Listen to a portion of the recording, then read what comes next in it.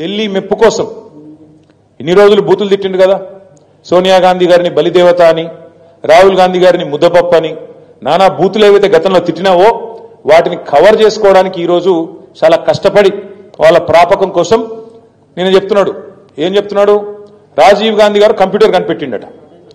ఇక నీకు ఎంత తెలివి ఉందో దీన్ని బట్ట చెప్పొచ్చు. అయ్యా రేవంత్ రెడ్డి గారు, నీకు తెలియదు, దరిద్రం ఏంటంటే నీకు తెలియదన్న విషయం కూడా తెలియదు. నీకు ఎవడు చెప్తే ఇనవు. కంప్యూటర్ కనిపెట్టింది రాజీవ్ గాంధీ, రాహుల్ గాంధీ కాదు నాయన, చార్లెస్ బ్యాబేజ్ అన్నట్టు ఆయన. పాపం ఆయన కనిపెట్టిండు. ఆయన బాధపడుతున్నాడు, ఎక్కడున్నాడు కానీ ఆయన ఆత్మ అది బాధపడతా ఉన్నది.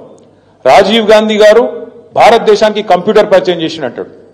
రాజీవ్ గాంధీ గారు కంప్యూటర్ పరిచయం చేయలేదు భారతదేశానికి.